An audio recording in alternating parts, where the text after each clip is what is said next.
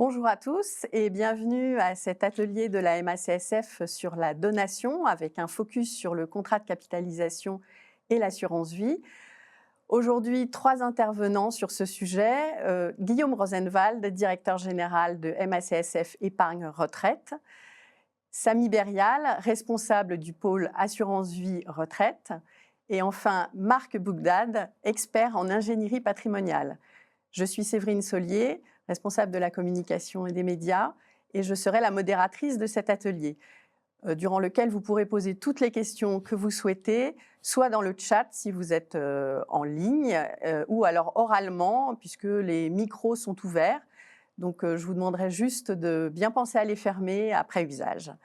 Eh bien, je laisse maintenant la parole à Guillaume Rosenwald, qui va introduire cet atelier. Merci Séverine. Bonjour à toutes et tous.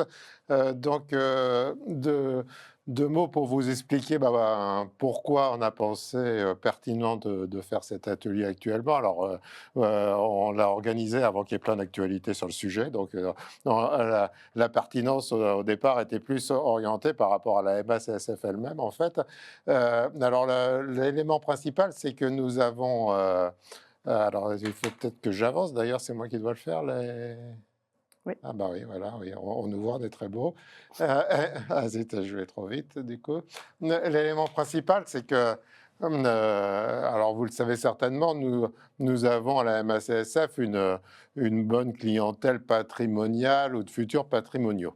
Et depuis quelques années, nous avons fait des énormes efforts de recrutement de nouveaux collègues, conseillers patrimoniaux, en fait, spécialistes et experts patrimoniaux, pour mieux conseiller cette clientèle patrimoniale. Alors, c'est assez impressionnant parce qu'on est passé de 35 spécialistes en 2019 à 100 aujourd'hui, avec l'objectif qu'on s'est donné, c'est d'être à 110 en 2025, qui est qui est la taille, je dirais, de réseau de conseil qui nous permettra de bien traiter non seulement ceux qui sont entre guillemets déjà riches, mais ceux qui ont un bon potentiel pour le devenir dans les années suivantes. Et alors après ça, l'autre caractéristique, bien sûr, c'est que tous ces patrimoniaux aussi, comme leurs conseillers, enfin les patrimoniaux font beaucoup de choses en ligne, comme tous les adhérents de la MACSF. Et bien souvent, le conseil se fait très rapidement au téléphone, et puis nos patrimoniaux se débrouillent tout seuls après ça pour le faire en ligne, ce qui nous permet de garder, vous le savez, des frais généraux, même sur cette clientèle-là, extrêmement tenus. Et donc... et puis on en avait parlé en début d'année, notre clientèle patrimoniale a largement participé, bien sûr, à notre collecte record de 2,3 milliards en 2023, et cette année encore participe à notre collecte d'un excellent niveau à date, et qu'on espère sera à peu près le même niveau en fin d'année. Alors, qu'est-ce qui caractérise... Alors tout ça est fait, ou est quasiment fait. Et alors, on a une gamme assez complète, bien sûr, avec toujours la règle de la simplicité. On veut des produits adaptés, y compris aux personnes les plus aisées, mais qui restent les plus simples pour être à la fois bien adaptés à leurs besoins, mais avec toujours les coûts parmi les plus bas du marché. Et notre nouveau produit de capitalisation va se positionner à plein dans cette logique, et surtout, contrairement aux produits précédents que l'on avait depuis une petite dizaine d'années maintenant, va profiter de tous les atouts du reste multisupport, ou atouts par ailleurs du reste retraite, mais tous les atouts du reste de multisupport, avec la même évolutivité que le reste multisupport, le même catalogue d'UC, et tous les outils de gestion et de conseil multicanal qui font la force de notre maison et la satisfaction de nos adhérents. Et autre chose très importante, qui est un traitement équitable de tous les adhérents. Donc, on le fait sur nos produits vie, nos produits retraite, et on le fera et on continuera à le faire sur le produit de capitalisation, donc qui, je le précise, n'est pas cantonné, est sur le fonds euro assurance vie et profite de toute la mutualisation entre adhérents depuis des années du fonds euro assurance vie et des possibilités de prise de risque au profit de nos adhérents. Bonjour à tous et à tous. Donc, on va parler aujourd'hui du contrat de capitalisation. Du coup, notre objectif avec Marc, ça va être de vous présenter le fonctionnement du contrat de capitalisation, voir aussi comment il se positionne par rapport à l'assurance vie. Et enfin, Marc développera des stratégies patrimoniales particulières de transmission qui peuvent se faire exclusivement avec le contrat de capitalisation et pas avec l'assurance vie. Alors, je vais revenir sur des concepts peut-être que vous connaissez déjà, mais qui sont similaires avec l'assurance vie. Je vais d'abord vous présenter un petit peu le contrat de capitalisation. Alors, c'est tout simplement un contrat d'épargne de moyen long terme qui peut être souscrit par une personne physique ou une personne morale. Aujourd'hui, on parlera plutôt des stratégies autour de la personne physique, dont le but est tout simplement de se constituer une épargne pour en disposer comme bon nous semble. Ça, c'est le contrat de capitalisation. Et alors, comme je vous disais, le contrat de capitalisation, vous allez voir, vous allez retrouver les mêmes leviers que pour l'assurance vie. Ils partagent 3 principales caractéristiques qu'ils ont en commun avec le contrat d'assurance vie. Donc, je vais revenir sur la simplicité, l'univers d'investissement et la fiscalité. Alors, la simplicité, c'est, pour le cas de le dire, assez simple, c'est que le contrat de capitalisation bénéficie, comme de l'assurance vie, de sa simplicité en termes de gestion. Vous savez qu'il n'y a pas de montant maximum d'investissement sur un contrat d'assurance vie, c'est pareil pour un contrat de capitalisation. Vous pouvez investir à votre rythme, vous pouvez arrêter et reprendre vos versements. Ça, c'est, je dirais, le côté facile de l'assurance vie qui est repris dans le contrat de capitalisation. L'autre élément intéressant qui est repris aussi du contrat d'assurance vie, c'est l'univers d'investissement. Et cet univers d'investissement, il est de plus en plus large. Bien sûr, il y a déjà le fonds en euros qui est accessible aussi sur le contrat d'assurance vie, mais il y a aussi toute la diversification autour des unités de compte. Et là, j'ouvre une petite parenthèse, justement par rapport à cet univers d'investissement. Le contrat de capitalisation va être impacté par la loi Industrie verte. Vous savez, c'est la loi qui oblige les assureurs à avoir une offre qui contient dans les profils permanents une part de non-coté. Eh bien, le contrat de capitalisation, dans ses profils permanents, équilibre et dynamique, devra intégrer lui également, en tout cas pour ceux qui en proposition, du non-coté à hauteur de 4 et 8% selon que c'est un profil équilibre ou dynamique. Donc, univers d'investissement, simplicité et bien évidemment, ce que tout le monde préfère en général, c'est la fiscalité avantageuse. Et là, je dirais, il y a 4 idées à retenir par rapport à la fiscalité, qui est celle de l'assurance vie. C'est tout d'abord l'assiette imposable. Vous savez que lorsque vous faites un rachat partiel, vous rachetez à la fois du capital et des produits, ce qui diminue finalement l'assiette taxable. Donc ça, c'est le premier avantage. Deuxième avantage, vous avez des taux de fiscalité applicables qui sont plus faibles, c'est-à-dire que lorsque le contrat a sa maturité fiscale de 8 ans, vous pouvez avoir un taux de 7,5 qui est forcément plus intéressant sur la fiscalité que vous appliquerez sur les produits. Troisième avantage, vous avez bien sûr les abattements que vous connaissez de 4 600 € pour une personne seule ou 9 200 € pour un couple soumis à imposition commune. Et enfin, chose qu'on oublie souvent, c'est l'arbitrage entre les supports financiers du contrat de capitalisation. Eh bien, ce n'est pas fiscalisé, contrairement à un portefeuille titre. Donc, vous voyez, on retrouve exactement les mêmes avantages que l'assurance vie en termes d'épargne, ce qui fait la force déjà du contrat de capitalisation. En revanche, il y a un élément, une différence fondamentale, je dirais, à retenir. C'est que finalement, le contrat d'assurance vie, sa caractéristique principale, c'est que son fonctionnement est lié à un aléa, l'aléa de la durée de la vie humaine. Puisqu'effectivement, sur un contrat d'assurance vie, eh bien, le contrat peut se dénouer soit par le rachat total de l'assuré, soit par le décès. Et cet aléa, donc, c'est une incertitude qui fait que l'assurance vie dispose d'un régime dérogatoire, et j'en reparlerai tout à l'heure, qui va lui permettre d'être en dehors des règles civiles en termes de transmission, puisque c'est le Code des assurances qui va légiférer, entre guillemets, sur les dispositions de transmission. C'est pour ça qu'on dit que l'assurance vie aussi est hors succession. Et de l'autre côté, le contrat de capitalisation, lui, en revanche, est un outil qui fait partie du patrimoine de la personne, qui fait partie de l'actif successoral. Et donc, c'est la grosse différence fondamentale qui va expliquer eh bien, ce que je vais vous dire maintenant, les conséquences patrimoniales différentes. Alors, je vous dirais que pour un contrat d'assurance vie, ce qu'on va transmettre, c'est un capital, c'est de l'épargne au décès. La stratégie de transmission d'un contrat d'assurance vie, elle se fait par la clause bénéficiaire. La clause bénéficiaire qui va vous permettre d'avantager telle ou telle personne en dehors des règles de succession, puisque vous savez que dans les règles de succession, vous avez des héritiers, réservataires, etc. Dans le cadre de l'assurance vie, vu que c'est un régime dérogatoire, vous allez pouvoir avantager qui vous voulez avec cette clause bénéficiaire. Et comme je vous le disais tout à l'heure, c'est hors succession. Le fait que l'assurance vie ne soit pas dans les successions fait que, du coup, elle n'a pas les mêmes règles fiscales que les actifs qui sont dans la succession. Et donc là, c'est ce que vous connaissez parfaitement, à savoir qu'on a un régime fiscal qui va s'axer entre deux dates, c'est les versements avant 70 ans ou après 70 ans.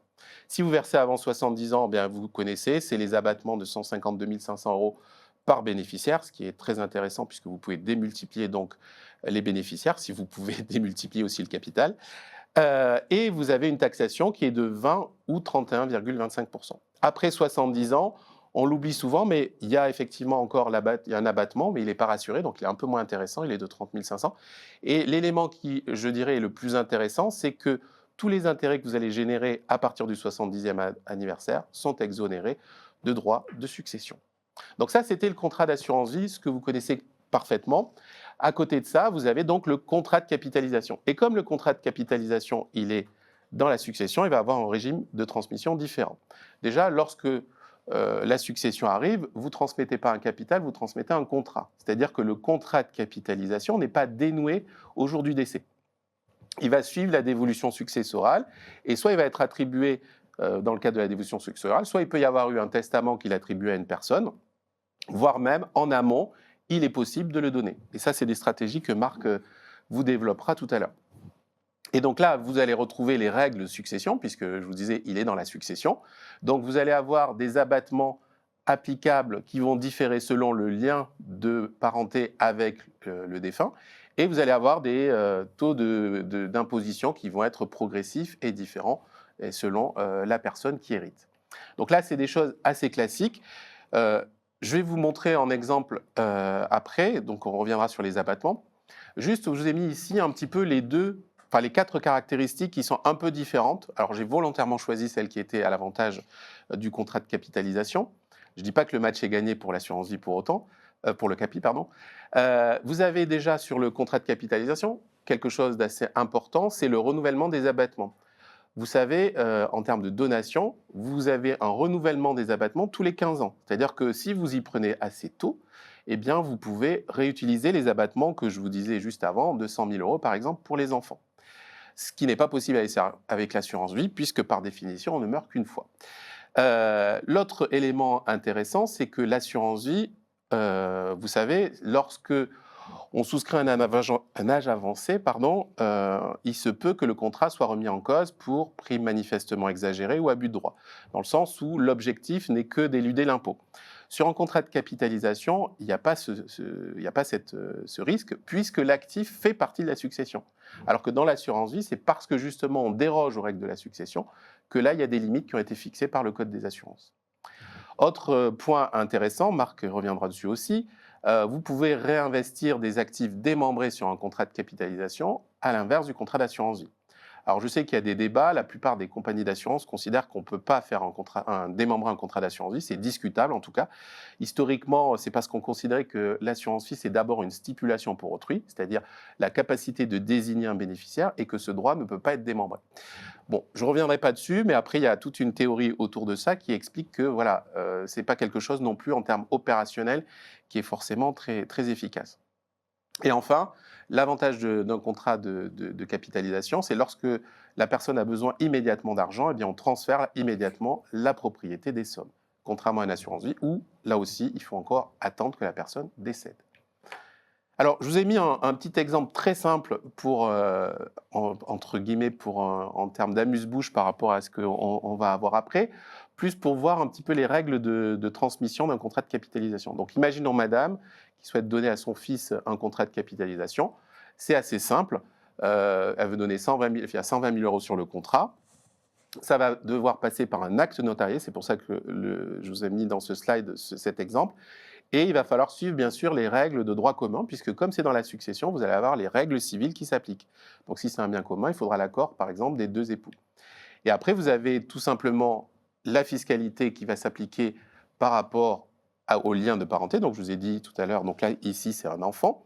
Donc, l'abattement de 100 000 euros. Vous allez avoir un taux entre 5 à 20% selon des tranches. Je ne vous mets pas le détail, mais grosso modo, si vous me faites confiance, donc l'assiette taxable, elle est de 20% et on va avoir un impôt à peu près de 2 194 euros.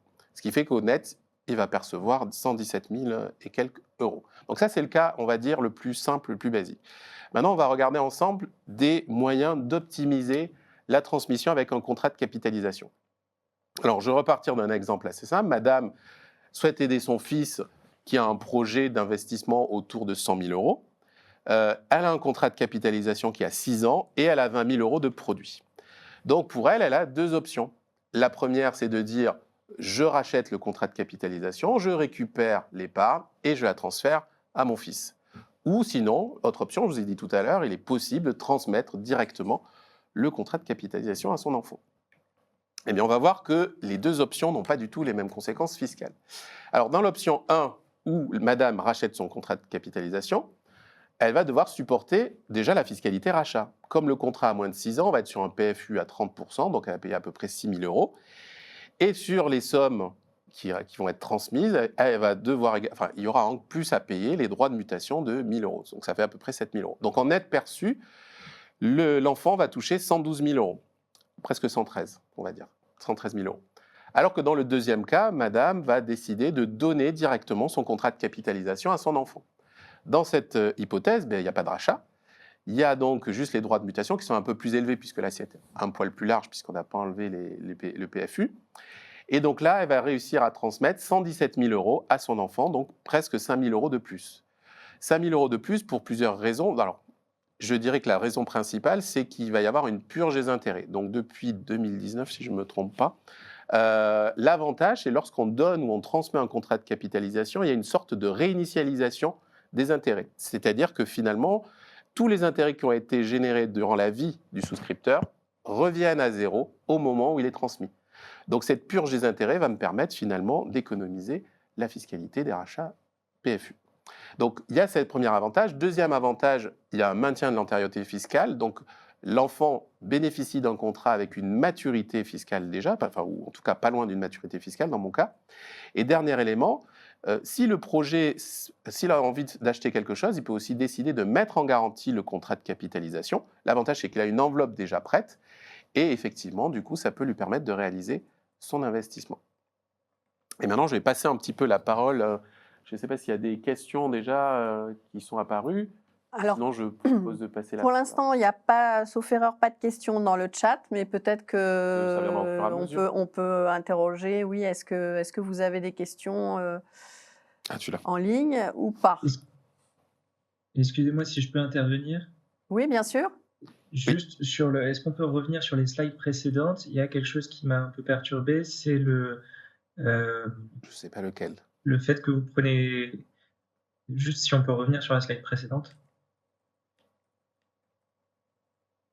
Ouais, alors, non, après.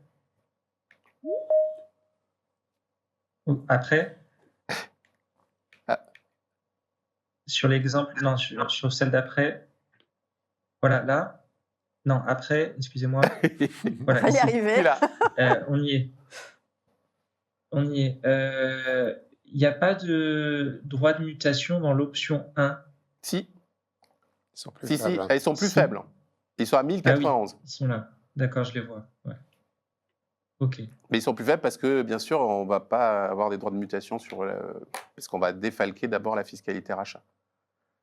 D'accord. Donc c'est ça, et il n'y a pas d'imposition sur les gains pour le titulaire dans l'option 2, c'est ça? Exactement, grâce à la purge des Ok. intérêts. Alors, Ok, très bien. alors s'il tarde à racheter, s'il y a des nouvelles Oui. plus-values, bien Oui. sûr, il payera sur les nouvelles plus-values. Bien sûr. Mais ça aurait été réinitialisé quand même au jour de la transmission. Et c'est dans l'hypothèse où il ne veut pas le racheter pour faire un achat ou autre. Parce que là, j'ai pris l'exemple de la mise en garantie, parce que bon, des fois, ce n'est pas obligé de racheter le contrat de capi.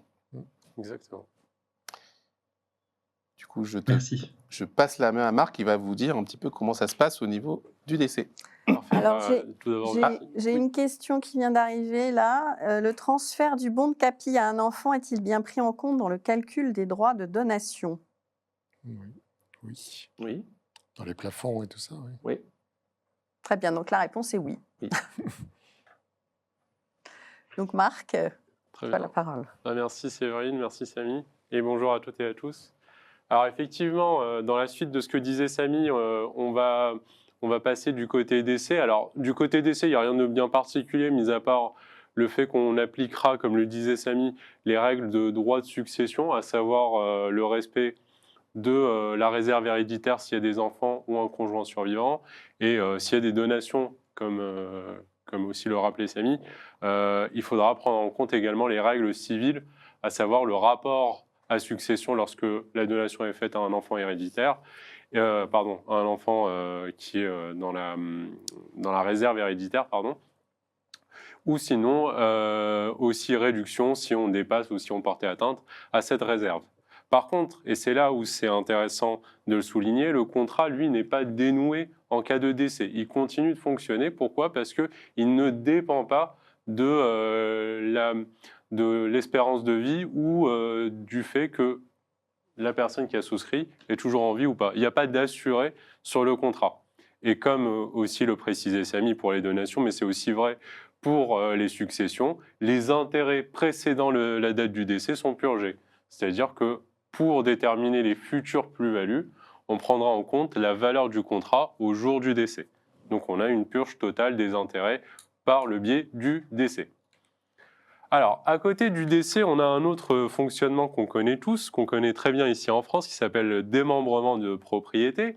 Alors, le démembrement de propriété, c'est régi par le Code civil et par des règles qui sont assez anciennes puisqu'elles datent de 1804 et qui, aujourd'hui, pour le contrat de capitalisation, vont avoir une certaine particularité. Alors, si on revient à la définition initiale, le démembrement de propriété signifie que l'on va confier l'usage et le fructus, donc l'usufruit, à une personne, et la nue propriété, c'est-à-dire la propriété finale, à une deuxième personne. Si on rapporte ça à un contrat de capitalisation, il va falloir passer, entre guillemets, pour faire simple, par une méthode dite conventionnelle. C'est-à-dire qu'on va dire qu'est-ce qui est un fruit et qu'est-ce qui n'en est pas. Concrètement, et c'est ce qu'on reprend nous à la MACSF dans la convention de démembrement, mais on le voit aussi pas mal sur le marché, et c'est une bonne pratique, on définit le fruit comme étant l'accroissement du contrat, c'est-à-dire tout ce qui va venir s'accroître des primes initiales. C'est-à-dire si vous versez 100 000 euros et que le contrat est valorisé à 120 000 euros, ici, les fruits seront 20 000 euros. Et ces fruits-là seront réservés à l'usufruitier. C'est-à-dire que l'usufruitier pourra demander le rachat de ces fruits-là sans avoir demandé quoi que ce soit à qui que ce soit. Le nu propriétaire, lui, il a droit à la propriété finale du contrat, c'est-à-dire que l'on ne pourra pas toucher à la substance du contrat sans avoir son accord. Concrètement, comment on symbolise ça? Tout simplement, si on veut racheter au-delà des intérêts, il va falloir avoir l'accord du nu propriétaire.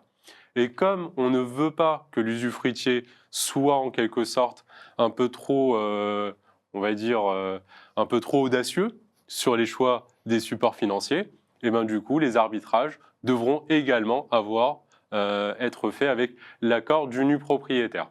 Cela est défini conventionnellement. Bien sûr, on peut les définir autrement, même si il faudra faire attention à ce qu'on écrit. Alors, concernant la donation, alors la slide peut paraître un peu complexe, mais à vrai dire, elle est assez simple à comprendre. La donation, comme le disait Samy, on donne le contrat et lorsqu'on fait une donation, concrètement, on va payer des impôts. Ces impôts, c'est les droits de donation qui sont les droits de mutation que vous connaissez tous, avec l'abattement de 100 000 euros pour les enfants et le rappel fiscal tous les 15 ans sur cet abattement et sur le tarif. Néanmoins, lorsqu'on a un démembrement de propriété, et c'est là le grand avantage du démembrement de propriété, la valeur du contrat n'est pas la valeur du contrat au jour de la donation. À vrai dire, lorsqu'on fait une donation de la nue propriété, il va falloir valoriser cette nue propriété. C'est ce qu'on voit ici comme étant la première étape. La première étape, c'est celle de la valorisation, et cette valorisation, elle dépend de l'âge de l'usufruitier. Le Code général des impôts nous donne un barème qui change tous les 10 ans, et pour des donations, et pour un exemple, lorsqu'on a entre 61 et 70 ans, la valeur de la nue propriété, c'est 60% de la pleine propriété. Donc, première étape, lorsque je fais une donation en nue propriété, le grand avantage, c'est que je vais valoriser ma donation à uniquement 60% de la valeur du contrat. Deuxième avantage, lorsque l'usufruitier décède, alors généralement ce n'est pas une bonne nouvelle, mais ici ça peut être une bonne nouvelle pour le nu propriétaire. Pourquoi ? Parce que le nu propriétaire va devenir cette fois-ci plein propriétaire. Il aura toutes les prérogatives du contrat. Néanmoins, lorsqu'il va recouvrir cette pleine propriété, là, il n'y aura aucune taxation, puisque l'usufruit réintègre la nue propriété en franchise de taxe. Et enfin, il pourra faire, bien sûr, l'ensemble des opérations qu'il souhaite faire par la suite. Et bien entendu, comme le disait Samy, concernant la purge des plus-values, il y aura une purge des plus-values. Néanmoins, dans cette situation, elle ne sera que partielle, car on ne transmet qu'un droit, on ne transmet pas la totalité du contrat. Donc si on veut résumer la donation de la nue propriété d'un contrat de capitalisation, la première opération, ça sera une valorisation du contrat. Cette valorisation sera forcément inférieure à 100% du contrat, ce qui veut dire que tout ce qui est en dessous de ce 100% sera par la suite transmis en franchise de taxation, premier avantage fiscal. Deuxième avantage fiscal, je vais pouvoir utiliser mon abattement, qui dépend du lien de parenté entre le donateur et le donataire. Pour un enfant, c'est 100 000 € et il se renouvelle tous les 15 ans. Et enfin, troisième avantage, alors ici, ce n'est pas vraiment un avantage, même s'il va le devenir, c'est le taux d'imposition. Il est entre 5 et 45%, et ce taux d'imposition, lui aussi, se renouvelle tous les 15 ans. C'est-à-dire que... Oui. Oui, un petit point là qui est... Donc, tu as donné le bon exemple, en fait. C'est vrai que c'est le plus intéressant de faire ça, entre guillemets, encore jeune, vers 60 ans, 70 ans, plus tard 75 ans. Exactement. Mais il y a quand même une caractéristique, c'est que le barème, le pourcentage de déduction, en fait, par rapport à la donation de la pleine propriété, ne décroît beaucoup plus doucement que l'espérance de vie, en fait. Et qu'il est encore significatif à des âges très avancés de 90 ans, même si l'espérance de vie est assez faible, en fait. Donc, ça reste intéressant même à des âges avancés, en fait. Exactement, effectivement, c'est la définition du barème fait que c'est très avantageux. Il est très forfaitaire, en fait. Exactement. Donc du coup, on a un petit exemple, on le reprendra par la suite. Si vous voulez, on peut le reprendre assez rapidement. Si on fait une donation, par exemple, dans notre contrat de 120 000 €, ici, ce qui sera taxable, ce n'est que 60% des 120 000 €. Donc du coup, potentiellement, on pourra échapper au droit de donation. Pourquoi ? Parce que l'abattement sera supérieur à la valeur transmise. Alors, c'est un tableau qui peut paraître lui aussi assez complexe, mais à vrai dire, c'est un petit peu, on s'est posé la question, entre une assurance vie et un contrat de capitalisation, c'est quoi le mieux ? En quelque sorte, entre guillemets, le match assurance vie, contrat de capitalisation. Alors tout d'abord, il n'y a pas de bonne réponse. L'assurance vie n'est pas forcément meilleure qu'un contrat de capitalisation et inversement. Le contrat de capitalisation n'est pas forcément meilleur qu'un contrat d'assurance vie. Néanmoins, se pose la question pour des personnes qui ont déjà, entre guillemets, réservé l'abattement, celui que disait Samy tout à l'heure, de 152 500 €, au lieu de repartir encore sur un contrat d'assurance vie, potentiellement, il serait assez intéressant de faire une opération où on souscrira un contrat de capitalisation pour faire notre nouveau versement et utiliser par ce biais-là l'abattement des 100 000 € et la réserve d'usufruit.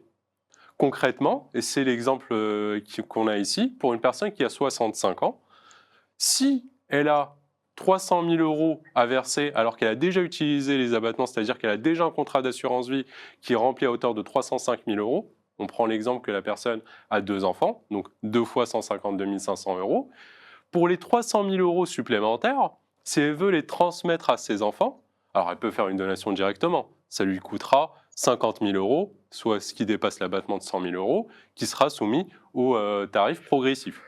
Ou sinon, réinvestir cet argent sur un contrat de capitalisation, donner la nue propriété à ses enfants, et là, ce qui sera valorisé, ce n'est pas 150 000 € par enfant, mais ça sera 150 000 fois 60%, on sera en dessous des 100 000 € d'abattement. Résultat des courses, on aura fait l'économie de 20% si on l'avait investi en assurance vie. C'est-à-dire que sur l'assurance vie, ici, si je les avais versés, forcément, ça serait tombé dans le taux forfaitaire de 20%. Résultat des courses, je fais forcément une économie de 20%. Et comme l'usufruit réintègre la nue propriété en franchise de taxe, tous les intérêts futurs, eux, ne seront jamais taxables au droit de donation, au droit de succession. Si je le dis autrement, la donation avec réserve d'usufruit permet de geler les valeurs et éviter que tout ce qui est produit, tout ce qui est accroissement futur, ne vienne être taxé par la suite au droit de donation. Concrètement, j'aurai une économie d'impôt. Ici, comme on a 2 enfants et qu'on réalise une économie d'à peu près 30 000 € par enfant, du coup, j'ai une économie de 60 000 €. Et comme j'ai fait une donation avec réserve d'usufruit, j'aurai le droit de continuer d'utiliser mon contrat de capitalisation en faisant les rachats d'intérêts. Dans ce cas-là, je pourrais utiliser et consommer comme je le souhaite les intérêts, mais si je ne les utilise pas, alors attention, il ne faut pas tomber dans l'abus, c'est-à-dire ne faire aucun rachat durant toute la vie du contrat parce que ça sera requalifiable par l'administration fiscale. Par contre, tous les intérêts qui ne seraient pas rachetés seraient transmis aux enfants en franchise de taxe. Et bien entendu, les enfants gardent l'antériorité fiscale du contrat de capitalisation et pourront jouir de la fiscalité avantageuse du contrat de capitalisation. Donc voilà concernant ce calcul assez rapide. Donc en résumé, on pourra utiliser ici les abattements, geler les valeurs et garder l'avantage fiscal lié au contrat de capitalisation. Et bien entendu, par contre, et ça c'est un petit peu la particularité, sur les sommes qui sont investies sur le contrat de capitalisation, contrairement à un contrat d'assurance vie, je n'aurai pas la main mise dessus. C'est-à-dire il va falloir que je renonce à faire des rachats à hauteur des primes qui sont versées. Je ne pourrai racheter que les intérêts futurs. Voilà. Alors, peut-être on peut faire une petite pause pour savoir s'il y a des questions éventuellement. J'en vois aucune qui... Alors si... En fait, si on doit résumer un petit peu aussi dans le match assurance-vie, contrat de capitalisation, je ne sais pas si je vais revenir vite fait sur vite fait, c'est peut-être pas si vite, sur le slide là.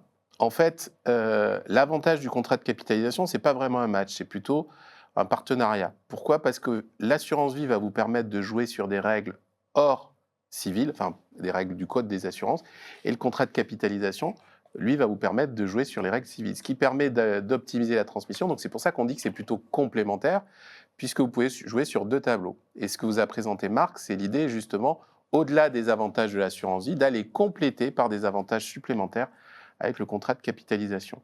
Donc en fait, plutôt qu'un match, c'est plutôt un partenariat. Alors j'ai une question sur le cas d'un contrat de capitalisation simple, sans donation. En cas de décès, qu'est-ce qui est taxé ? Est-ce que tout est taxé ou est-ce que les intérêts échappent et sont purgés même par le décès ? Voilà. Alors, lorsqu'on a un décès, effectivement, la question qui va se poser, c'est d'abord, il y aura potentiellement 2 taxations sur lesquelles on va se poser des questions. La première, ça sera celle des droits de succession, c'est-à-dire ce que doivent payer les héritiers à l'administration fiscale en raison du décès du souscripteur. Ici, ce qui sera taxable, ce ne sera pas les primes ou les intérêts, ce sera la valeur du contrat en sa globalité.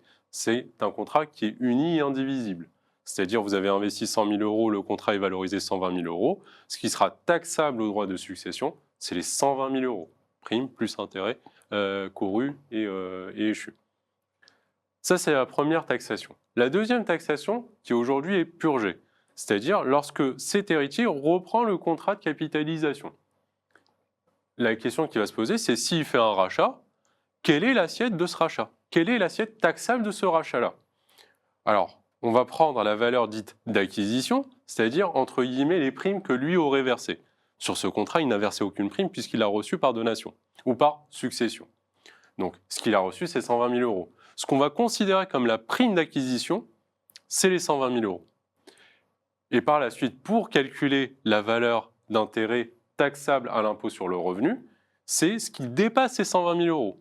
Imaginons si au jour du rachat, la personne a un contrat qui vaut 121 000 euros, ce qui sera taxable à l'impôt sur le revenu, c'est 1 000 euros. Donc, on aura toujours ces deux taxations-là, et c'est le grand avantage depuis la loi sur le PFU et les commentaires de l'administration fiscale, c'est que désormais, le décès et la donation viennent purger les intérêts antérieurs.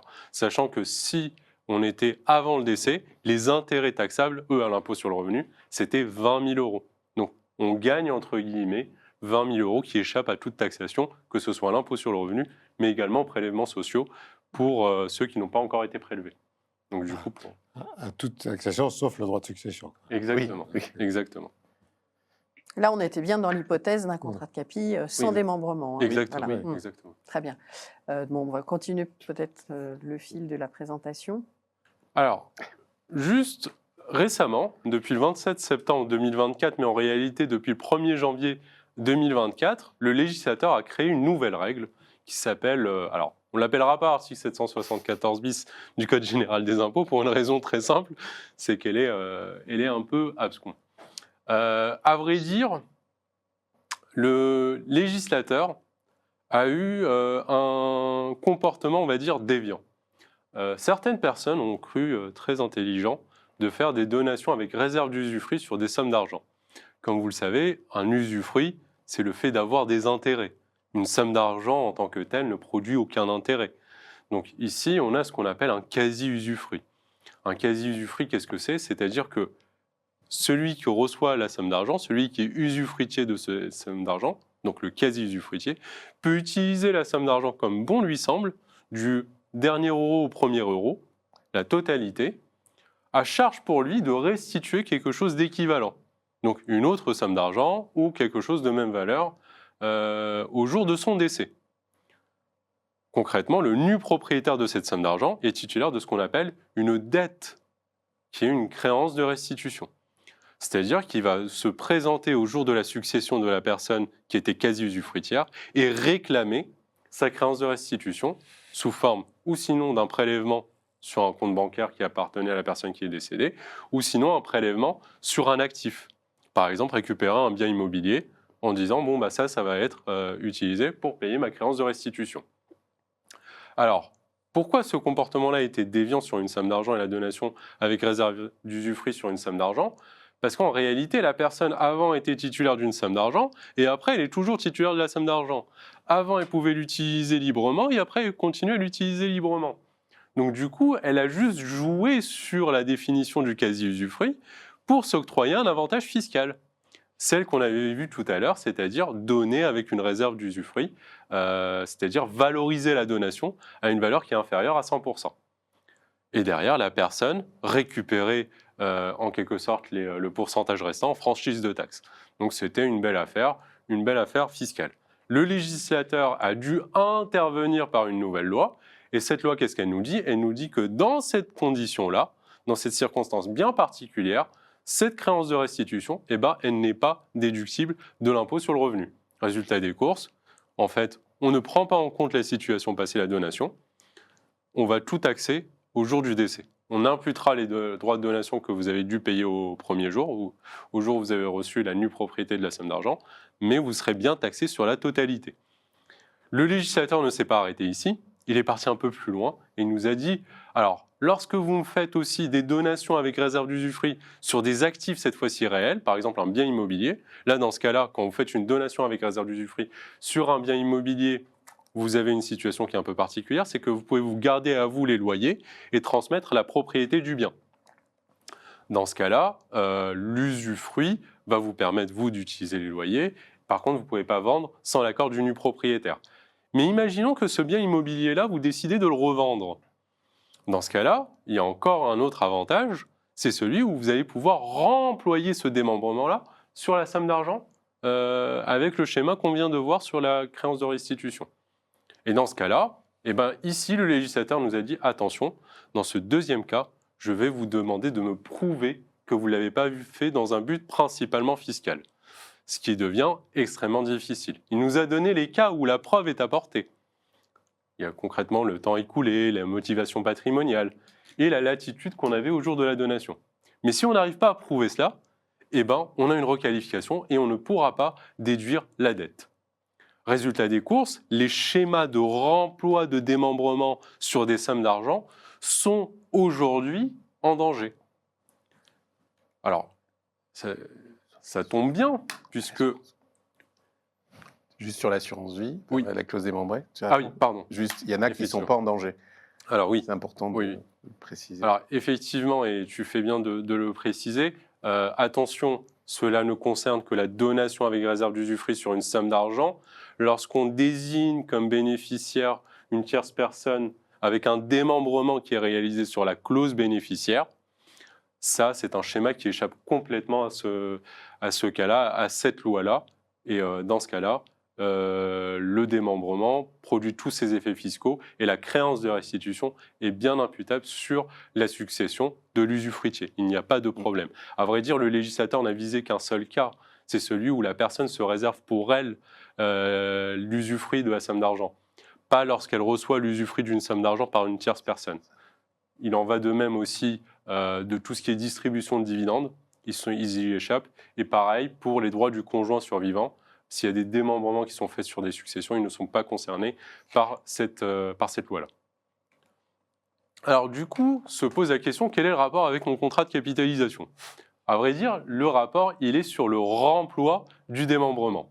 Donc, on a pris le fonctionnement, on va dire, logique d'une donation avec réserve d'usufruit d'un bien immobilier. Alors, généralement, quand je fais ça, c'est pourquoi? C'est parce que je souhaite anticiper ma transmission, tant d'un point de vue fiscal que d'un point de vue civil, puisque je commence déjà à lotir ma succession et j'évite les risques de conflits futurs entre mes héritiers. Je commence déjà à dire, voilà qui aura quoi.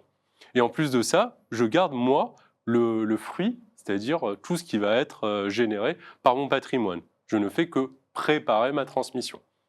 Mais imaginons que quelques années passent et je dois vendre ce bien immobilier-là. Pourquoi? Parce que je commence à vieillir, je n'arrive plus à gérer parce que les locataires sont difficiles à gérer, il y a des travaux à faire sur le bien, donc je ne veux plus me prendre la tête sur un bien immobilier. Je décide, avec l'accord du nu propriétaire, de revendre le bien immobilier. Dans ce cas-là, je reçois une somme d'argent, et sur cette somme d'argent, j'ai 3 choix. La loi me dit, vous avez 3 choix, vous pouvez ou répartir la somme d'argent issue de cette vente entre l'usufruitier et le nu propriétaire, mais là, je mets fin à ma stratégie d'anticipation de la transmission.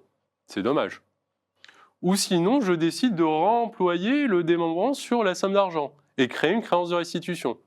Et là, on l'a vu, avec ce nouvel article 774 bis, je ne peux plus le faire, sauf si je prouve que j'ai un but autre que principalement fiscal.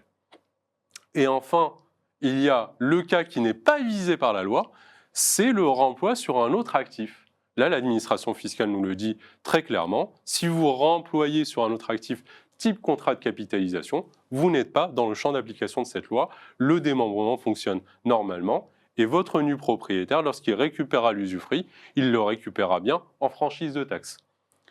Et là, c'est un super avantage d'avoir un contrat de capitalisation. Pourquoi? Parce que je produis des intérêts faiblement taxés, j'ai une sécurité qui est quand même liée à l'univers d'investissement du contrat de capitalisation, qui est peut-être même meilleur selon le contexte qu'un investissement dans un bien immobilier. Et en plus de ça, je suis sécurisé d'un point de vue fiscal. Donc aujourd'hui, le contrat de capitalisation représente une des meilleures solutions en ce qui concerne le remploi d'un ancien démembrement. C'est-à-dire, j'avais un ancien démembrement, j'avais commencé à le préparer sur un actif. Ça peut être un bien immobilier, mais également des titres sociaux. Par exemple, j'ai décidé de donner en démembrement les actions de mon entreprise et je décide du coup de revendre l'entreprise. Je pourrais ici le réemployer sur mon contrat de capitalisation avec tous les avantages qui sont liés à ce type d'opération. Donc voilà, entre guillemets, les stratégies qui vont tourner autour du contrat de capitalisation et du démembrement. Alors bien entendu, il y a quand même quelques points d'intention auxquels il faut bien faire attention. Le contrat de capitalisation reste un actif qui fait partie de la succession. Donc du coup, je dois toujours prendre en compte toutes les règles civiles, à savoir le rapport et la réduction en cas d'atteinte à la réserve. Mes opérations de donation nécessitent le passage par un notaire. Ici, le notaire, il aura une double casquette. La première, c'est celle de réaliser les actes qui nécessitent d'être notariés. Et la deuxième, c'est celle d'apporter le conseil et de bien anticiper les risques qui sont liés au rapport et à la réduction. Et enfin, bien entendu, au jour de la transmission, il faudrait que je réintègre ces éléments-là pour recalculer mes droits de succession et mes règles civiles. Alors, quand souscrire un contrat de capitalisation, comme le disait Samy, le contrat de capitalisation, ce n'est pas un opposé au contrat d'assurance vie, c'est le complément d'un contrat d'assurance vie. Dès lors que je commence à remplir le contrat d'assurance vie, c'est bien que je pense aussi au contrat de capitalisation.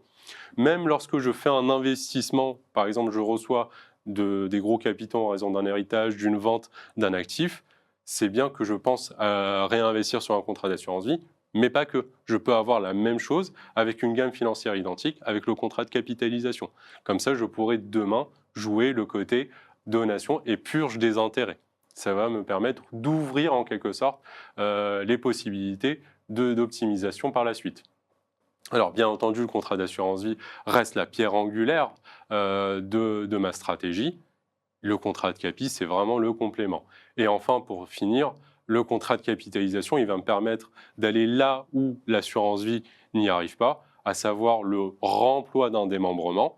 Ici, sur le contrat de capitalisation, c'est complètement sécurisé. Sur le contrat d'assurance vie, ça l'est un peu moins. Et surtout, si je décide de faire des souscriptions dites tardives, c'est-à-dire après 85 ans, le contrat de capitalisation ne se dénouant pas en raison de mon décès, si j'ai plus de 85 ans, le contrat de capitalisation sera la solution naturelle, entre guillemets, de tout investissement pour pouvoir profiter sans avoir le risque d'une requalification qui est liée à une souscription tardive sur un contrat d'assurance vie.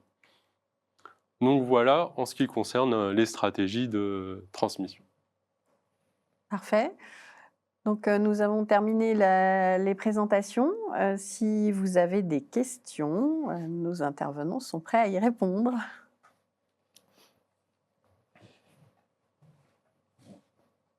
Donc, je crois que vous pouvez utiliser soit les micros, soit l'écrit.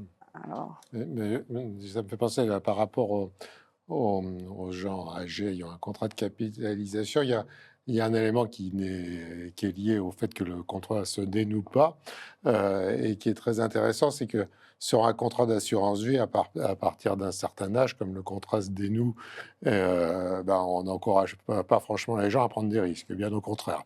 En revanche, sur un contrat de capi, si on connaît bien la famille, si on sait que les héritiers n'ont pas des besoins pressants d'argent, etc., on dit, je ne sais pas qu'on encourage, mais on peut conseiller à des personnes très âgées de continuer à investir sur des actifs risqués parce que ces actifs restent investis après leur décès et même si c'est un moment où pour une raison conjoncturelle ou autre, ils sont pas très valorisés, on laisse potentiellement le temps à la sortie de crise, à la possibilité de revaloriser. Donc c'est quelque chose qui de fait intéresse un certain nombre de nos adhérents aisés, ayant eux-mêmes des enfants aisés. En fait. Effectivement.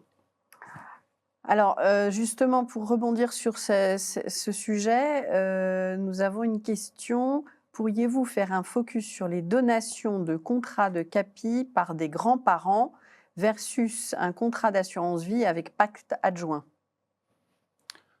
Alors, concernant la donation faite par les grands-parents, alors effectivement, alors ici, les deux situations, de ce que je comprends, c'est que les grands-parents ont un contrat de capitalisation et ils donnent le contrat de capitalisation à leurs petits-enfants.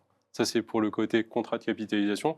Et pour le côté contrat d'assurance vie, c'est les grands-parents, ils ont une somme d'argent et ils vont donner aux petits-enfants à charge pour eux de réinvestir sur un contrat d'assurance vie avec un pacte adjoint, c'est-à-dire des conditions qui vont entourer la donation et qui va bloquer par exemple l'argent jusqu'à 25 ans. Ils n'auront pas le droit de faire de rachat sur ces opérations. Alors, concernant déjà le contrat de capitalisation, l'opération va se faire de manière notariée. Donc déjà ici, lorsqu'on est dans une situation, on peut avoir une certaine complémentarité.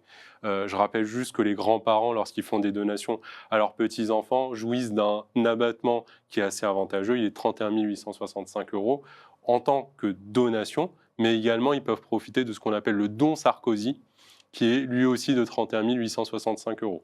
Alors déjà, si on a des grands-parents qui ont les moyens de faire ces opérations, faites les deux en même temps, puisque la donation Sarkozy ne peut se faire que du vivant et avant 80 ans.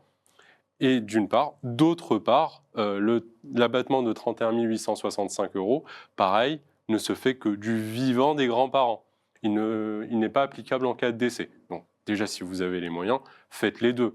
Et j'ai même envie de dire, si vous avez les moyens, les sommes d'argent que vous donnez, vous pouvez les donner dans le cadre d'un pacte adjoint avec ces éléments de blocage.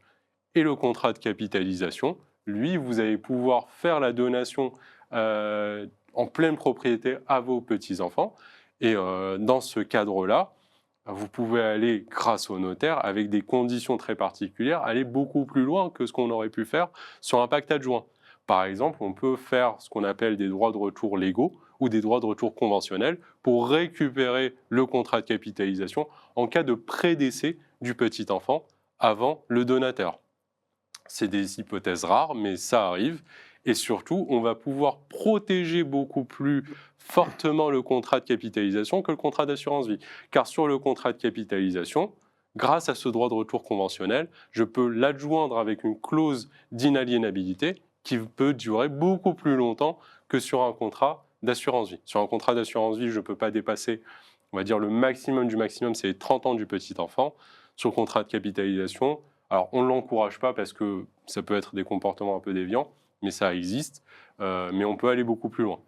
Donc effectivement, le contrat de capitalisation, on peut aller beaucoup plus loin parce qu'on a l'intervention d'un notaire et on a un champ d'application qui est beaucoup plus large. On peut faire aussi des clauses d'exclusion de communauté, tout un tas de choses. À vrai dire, le contrat de capitalisation, si on veut schématiser, c'est dès lors que je commence à faire une donation et que je veux un peu la complexifier, le contrat de capitalisation va être beaucoup plus intéressant.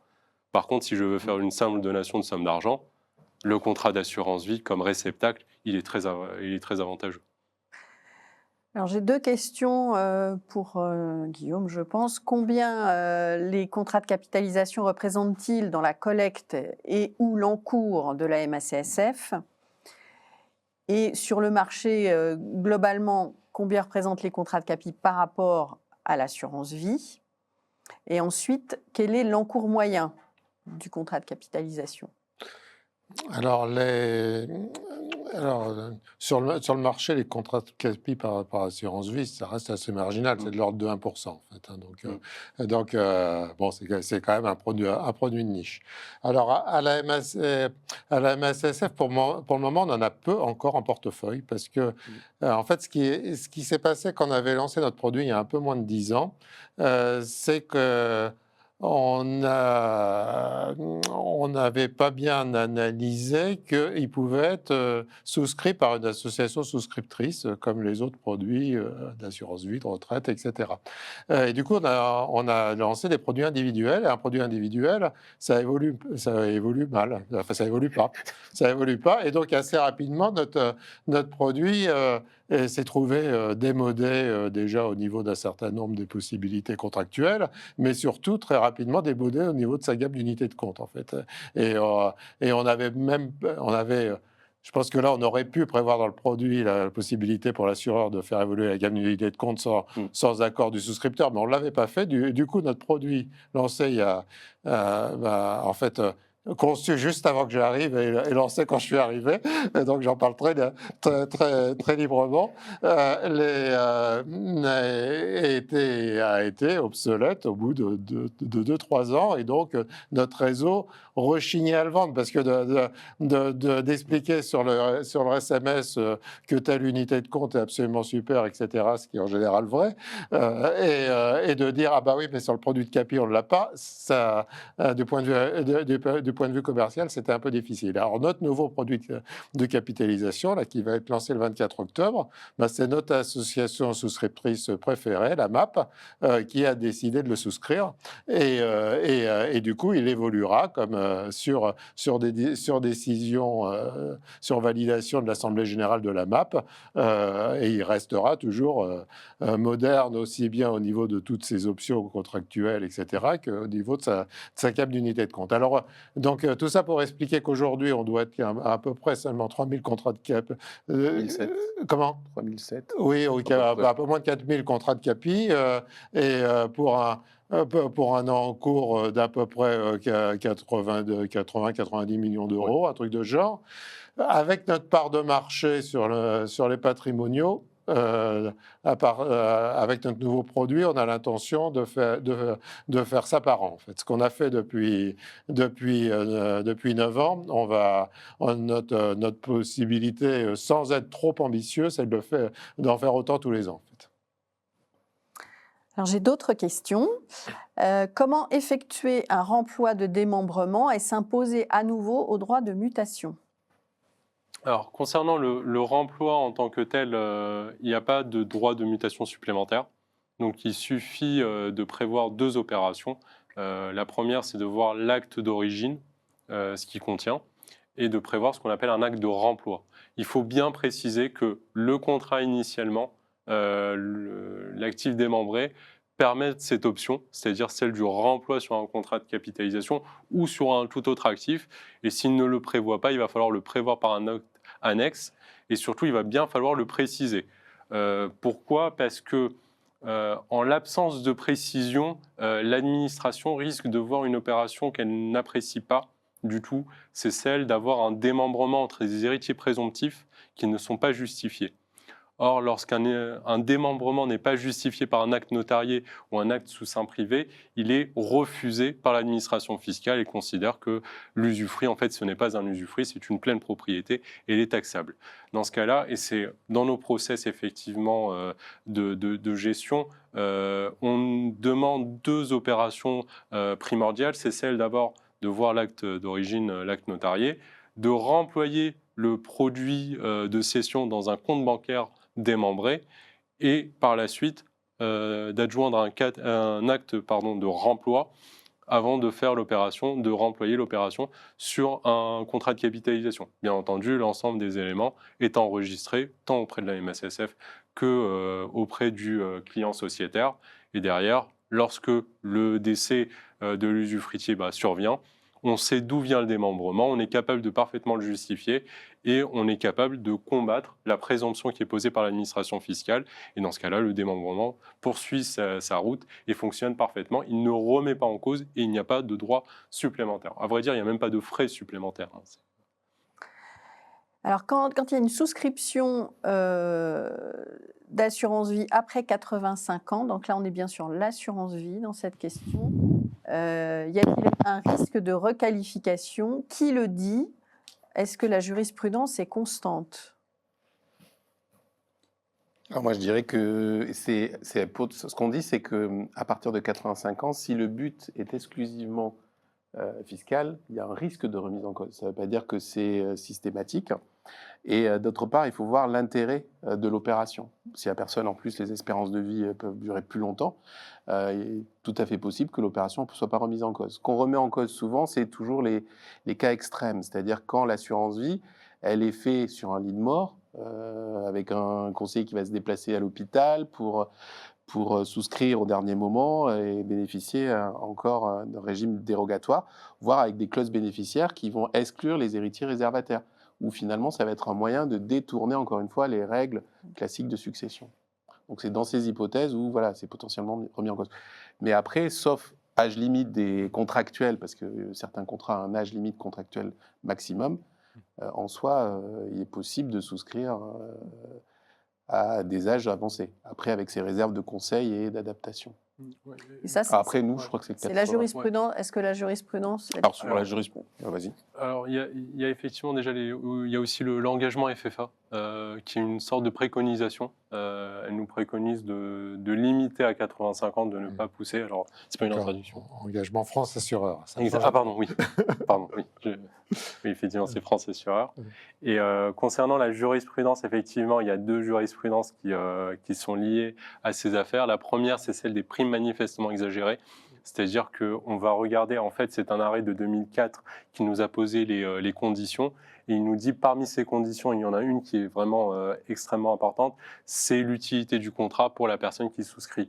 Et il est difficile d'admettre qu'une personne qui a plus de 85 ans a une utilité au contrat, ce qui ne veut pas dire que c'est impossible, c'est juste que ça sera difficile à apporter. Donc du coup, il y aura une preuve à apporter ici qui sera assez complexe. Et surtout parce qu'on contrevient aux règles civiles de rapport et de réduction. Donc du coup, c'est les héritiers lésés, entre guillemets, par ce contrat d'assurance vie qui peuvent remettre en cause le contrat d'assurance vie. Je rappelle juste que les primes manifestement exagérées, l'administration fiscale ne peut pas aller sur ce terrain-là et il ne lui est pas ouvert. Par contre, l'administration fiscale, elle peut utiliser ce qu'on appelle l'abus de droit fiscal. Ici, elle va considérer que l'opération est fictive. Et dans ce cas-là, elle va requalifier l'opération. Typiquement, c'est ce que disait Samy, la souscription sur l'île mort ou un âge très avancé, elle peut être requalifiée. Alors, les cas qu'on a vus qui sont vraiment caricaturaux, c'est aujourd'hui pour des personnes qui ont souscrit des contrats avant le 20 novembre 91. Donc du coup, lorsqu'ils font des versements, ils sont forcément à la fiscalité très avantageuse d'avant 70 ans. C'est-à-dire l'abattement de 152 500 € et un taux fixe de 20 ou 31,25%. Ce qui veut dire que la personne peut vraiment profiter d'un très très grand avantage fiscal, surtout si les droits de succession qui sont dus sont très élevés. Ils peuvent être jusqu'à 60% pour des personnes qui ne sont pas rattachées par un lien de parenté. Donc c'est plutôt ces éléments-là qui sont à prendre en compte. Ok. Est-ce qu'il y a d'autres questions parmi les participants? Alors, je pensais à quelque chose. Alors, bon, ça touche que nous, on a un peu moins de 4000, enfin chez nous, ça touche un peu moins de 4000 souscripteurs de notre ancien produit de CAPI. Je voulais rappeler que la possibilité de transfert interne à une société d'assurance d'un vieux contrat à un nouveau contrat en conservant l'antériorité fiscale, introduit par la loi Pacte, concerne aussi le contrat de CAPI. Et donc, dans notre cas, nos commerciaux, dans les mois qui vont suivre le lancement de notre nouveau produit, qui sera plus souple, plus performant, avec une meilleure gamme d'UC, des profils plus performants que l'ancien, on les contactera effectivement pour leur proposer de passer sur le nouveau contrat. J'ai peut-être une dernière question. Que pensez-vous des parts obligatoires en non cotées dans les assurances vie et les contrats de capitalisation ? Alors, cette question-là, nous, on a déjà